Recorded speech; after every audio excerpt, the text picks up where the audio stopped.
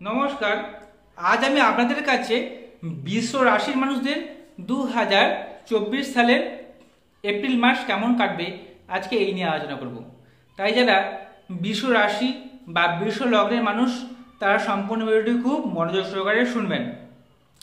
April মাসে আসলে video এটি বিশ্ব রাশির মানুষদের কেমন কাটবে এই রাশিফলের ভিডিওগুলো বানানো হয়ে থাকে সম্পূর্ণ গ্রহদের গোচরের উপর ডিপেন্ড করে।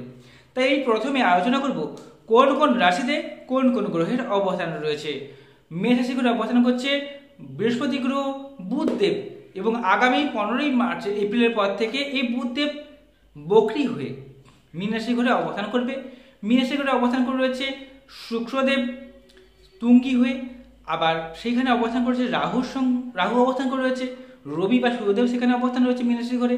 এই সূর্যদেব 15ই এপ্রিলের পর থেকে মেষ রাশি ঘরে অবস্থান করবে। কুম্ভ রাশিতে অবস্থান করে রয়েছে শনি এবং মঙ্গলদেব, আবার কেতু অবস্থান করে রয়েছে কন্যা রাশির ঘরে। এই হলো গ্রহদের গোচরগত অবস্থান। এই পরিপ্রেক্ষিতে আলোচনা করব বিশ্ব রাশির মানুষদের 2024 সালের এপ্রিল মাস কেমন কাটতে চলেছে। নমস্কার, আমি অ্যাস্ট্রোলজার প্রণবাচার্য, আপনারা দেখছেন অ্যাস্ট্রোলজার বেঙ্গলি। এই চ্যানেলে আপনাদের সকলকে স্বাগত জানাই। আপনারা নতুন হয়ে থাকলে চ্যানেলটিকে সাবস্ক্রাইব করবেন, বেল চিহ্ন টিপবেন, অল নোটিফিকেশনে ক্লিক করে দেবেন। এর ফলে আমার প্রত্যেকটি ভিডিও আপলোড করা মাত্রই আপনারা সবার আগে নোটিফিকেশনটি পেয়ে যাবেন। এছাড়া আপনারা যদি আমার কাছে জন্মছক বিচার করতে চান তাহলে মোবাইল নাম্বার রয়েছে, এই মোবাইল নাম্বারে যোগাযোগ করবেন। শুরু করছি বিশ্ব রাশির মানুষদের 2024 সালের এপ্রিল মাস কেমন কাটতে চলেছে। বিশ্ব রাশির অধিপতি গ্রহ শুক্রদেব। এই শুক্রদেব কিনা এই রাশি বা লগ্ন সাপেক্ষে ষষ্ঠপতিও বটে। এই রাশির অধিপতি শুক্রদেব হওয়ার জন্য এই বিশ্ব লগ্নের মানুষেরা শুক্রদেবের জাতকা হয়ে থাকেন। তাই বিশ্ব রাশির মানুষেরা কোনো কিছু খাবার খেতে এবং কাউকে খাওয়াতে খুব ভালোবাসেন, এবং এরা একটু শৌখিনতা প্রিয় হয়ে থাকে। সাজগুজ করা, সবার সঙ্গে ব্যালেন্স করে চলা, অপর ব্যক্তির সঙ্গে সমঝোতা করে চলার খুব মেন্টালিটি দেখতে পাওয়া যায় এই বিশ্বরাশির মানুষদের মধ্যে। রাশির অধিপতি এবং ষষ্ঠাধিপতি শুক্রদেব তার অবস্থান করছে বর্তমান সময়ে লগ্ন বা রাশি সাপেক্ষে একাদশভাবে মীন রাশির ঘরে। সেখানে মীন রাশির ঘরে শুক্রদেব তুঙ্গি হয়ে থাকেন।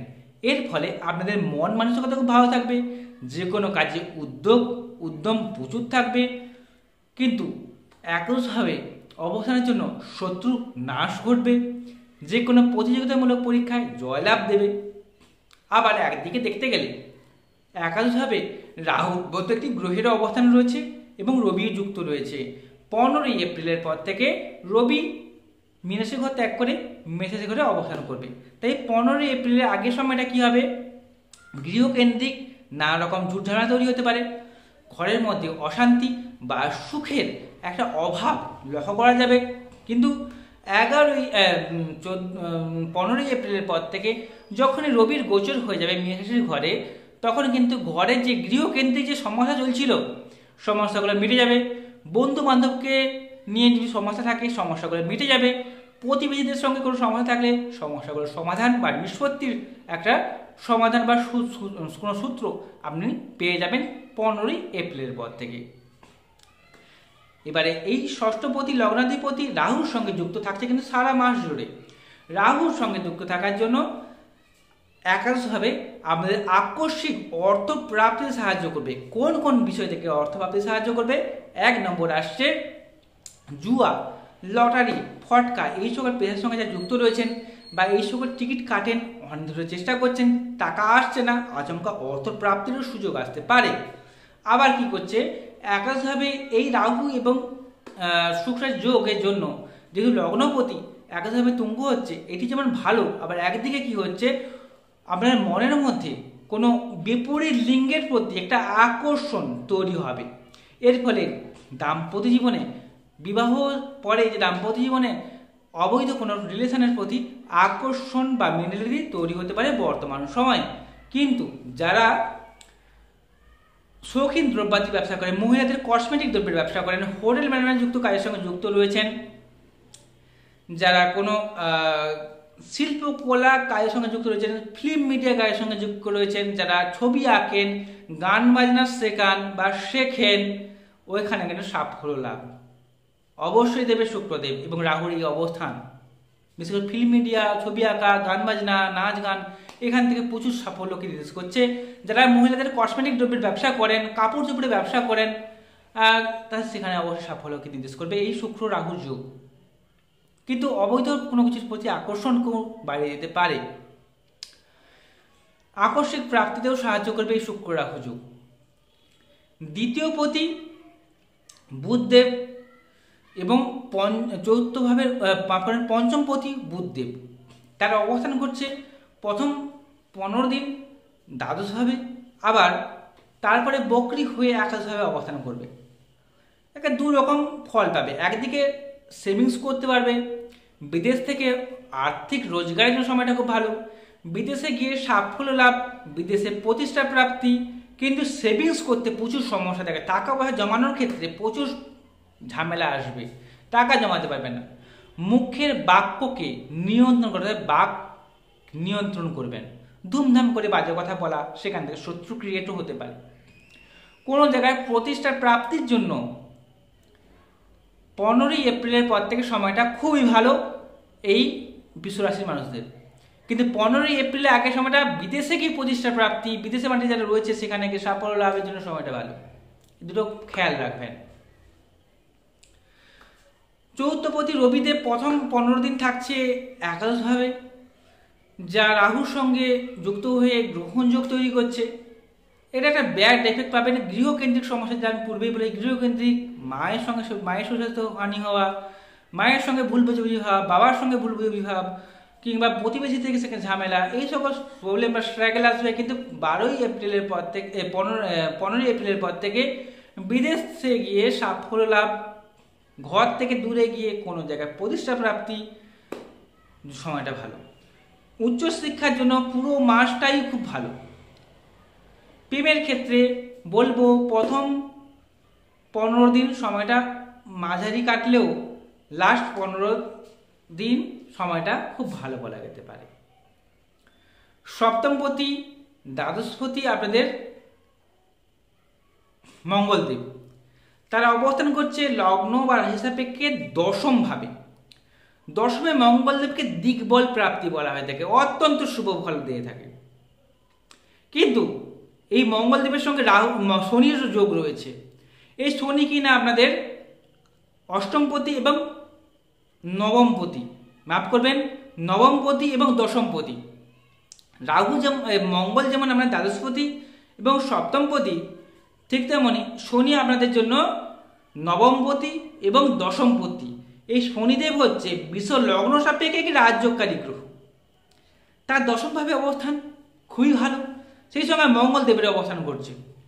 যারা ইঞ্জিনিয়ারিং নিয়ে পড়াশোনা করছেন সেখানে সাফল্য লাভ দেবে। যারা ইঞ্জিনিয়ার, সাফল্য, সামনে কোনো জায়গায় যে কোনো ইঞ্জিনিয়ার হতে পারে না, সেখানে সাফল্য দেবেই দেবে। শনি মঙ্গল যোগ। আবার দশমভাবে শনি মঙ্গল যোগের অবস্থানের জন্য কর্মকেন্দ্রিক নানা রকম ঝুট ঝামেলাও এনে দেবে। অফিসের যে বস রয়েছে সে আপনাকে ভুল বুঝতে পারে বা আপনাকে প্রেসার করে কোনো কাজ করিয়ে নিতে পারে, যা আগামী দিনে আপনার জন্য সুখকর বা ভালো হতে পারে। নবমপতি দশমপতি শনিদেব দশমে রয়েছে, মঙ্গলদেব যুক্ত রয়েছে। প্রেম থেকে বিবাহ হওয়ার একটা দারুণ সুযোগ রয়েছে। আবার এমনকি কর্মক্ষেত্রে যেখানে আপনি কাজ করেন সেখানে কোনো মানুষের সঙ্গে পরিচিত হয়ে বা পরিচয় থাকলে সেখানে তার সঙ্গে একটা রিলেশনে জড়িয়ে যাওয়ার একটা সম্ভাবনা জোরালো রয়েছে। দশমভাবে যেহেতু মঙ্গল এবং শনির অবস্থান করছে, কর্মক্ষেত্রে যেমন সাফল্য দেবে তেমনি কর্মক্ষেত্রে প্রচুর চাপ বা প্রেসার থাকবেই থাকবে। আপনি যদি কোনো কলকারখানার মালিক হয়ে থাকেন কিংবা আপনি যদি শ্রমিক বা লেবার সাথে কোনো কাজকর্ম করেন, উভয় ক্ষেত্রেই খুব ভালো এই যোগটা। কয়লা, লোহা, ইট, বালি সংক্রান্ত সিমেন্টের ব্যবসা যারা করেন সেখানে সাফল্য দিবে। কোনো রকমভাবে কোনো যন্ত্রাংশের কাজকর্ম করেন, কুটির শিল্পের কাজকর্ম করেন, সেখানে শনি মঙ্গলের এই যোগটা দশমভাবে সাফল্য দেবে। বিবাহিত জীবনে ঝুট ঝামেলা থাকবে। কারণ কি? কারণ একটাই, শনির সঙ্গে যে যুক্ত হচ্ছে, একটু ঝামেলা তো থাকবে, তবে কোনো ডিভোর্স সেপারেশন বা কোনো হিসাবে ভয় কিছু নেই, একটু ঝামেলা থাকবে। তবে অনেকেরই দেখবেন যাদের বৃষ রাশি বা লগ্ন যেখানে কাজ করছেন সেখানে কারোর সঙ্গে যোগাযোগ হয়ে একটা রিলেশনে তৈরি হয়ে যেতে পারে, গভীর রিলেশন তৈরি হতে পারে, যা ভবিষ্যতে বিপদ ডেকে আনতে পারে। তাই একটু সজাগ থাকবেন আপনি যদি বৃষ লগ্ন হয়ে থাকেন। ভাগ্যের উন্নতি হওয়া, ভাগ্যের ডেভেলপ হওয়া, যে সকল কাজগুলো পেন্ডিং হয়ে পড়ে আছে সে সকল কাজ এই সময় সমাধানের বা নিষ্পত্তি অবশ্যই করবে। অষ্টমপতি এবং একাদশপতি আপনাদের বৃহস্পতি দেব, তারা অবস্থান করছে দ্বাদশে হবে। অবস্থানের জন্য চলতি মামলা মোকদ্দমায় দীর্ঘমেয়াদী করে দিতে পারে, গুপ্ত শত্রু নাশ করবে, মোক্ষ প্রাপ্তিতে সাহায্য করবে। যারা ঈশ্বরের প্রতি সাধনা করেন, যারা কোনো তন্ত্রক্রিয়ার কাজকর্ম করেন, সাধনা করেন, ভোজনা করেন, এখানে সাফল্যকে নির্দেশ করছে। ওদের কিছু প্রাপ্তি বা ভালো কিছু হওয়ার একটা সম্ভাবনাকে নির্দেশ করছে দ্বাদশে বৃহস্পতির অবস্থানের জন্য। কিন্তু ঘুমের মধ্যে দুঃস্বপ্ন দেখে ঘুম ভেঙে যাওয়া ভয় রয়েছে, ঠিক আছে? তবে বেশি ভয় পাবেন না, টুকিটাকি ঝামেলা জীবন চলার পথে থাকে। গুপ্ত শত্রু অবশ্যই নাশ করবে, পৈতৃক সম্পত্তি প্রাপ্তিতে সাহায্য করবে বৃহস্পতিদেব। রাহু কিন্তু রয়েছে একাদশ ভাবে, যেটাকে খুব ভালো আবার খুব খারাপ, কারণ শুক্রের সঙ্গে যুক্ত হওয়ার জন্য একটু হলেও আপনাকে অবৈধ প্রণয়ের দিকে নিয়ে যাবেই। কোনো কিছু কেনাকাটা বা কোনো কিছুর প্রতি অ্যাডিকশান যদি থাকে, সেই জিনিসের প্রতি চাহিদাটাকে বাড়িয়ে দেবে এবং সেখানে অর্থ ব্যয় করাবে, আবার সেখান থেকে অর্থ রোজগারও করে দেবে। তবে রাহুর প্রাপ্তির উপর ভরসা করে রাখবেন না, কারণ রাহু যা দেয় তা আবার কেড়ে নেয়। আপনি পেয়ে গেলেন অনেকগুলো টাকা, ভেবে নেবেন না যে সব পেয়ে গেছি, কারণ রাহু কিন্তু আবার নিয়েও নেয়, সাবধান থাকবেন এখান থেকে। এই যে কথাগুলো যে বললাম আমি, সম্পূর্ণ গ্রহদের গোচরের উপর ডিপেন্ড করে, কিন্তু জন্মছক বা ঠিকজোষ্ঠী সবার আগে প্রয়োজন। কেন? কারণ আছে, কারণ বৃষ লগ্ন সাপেক্ষে শুভ গ্রহগুলো যদি কেন্দ্রকোণে অবস্থান করে থাকে, ডিগ্রিগতভাবে যদি ভালো বলাবল পেয়ে থাকে এবং এই সকল গ্রহের দশা বা অন্তর্দশা যদি বর্তমান সময় চলে, তাহলে আমি যে সকল ভালো ভালো কথাগুলো বললাম সেগুলো আপনার জীবনের সঙ্গে অবশ্যই মিলবে বা ফলবে। তাই অতি অবশ্যই জন্মছক বা ঠিকজোষ্ঠী বিবেচনা করা সবার আগে প্রয়োজন। আপনারা যদি আমাকে জন্মছক জানাবার চান তাহলে এই মোবাইল নাম্বার রয়েছে, এই মোবাইল নাম্বারে যোগাযোগ করবেন। যদি অনুষ্ঠানটি ভালো লেগে থাকে চ্যানেলটিকে সাবস্ক্রাইব করবেন। নমস্কার, সকালে ভালো থাকুন, সুস্থ থাকুন।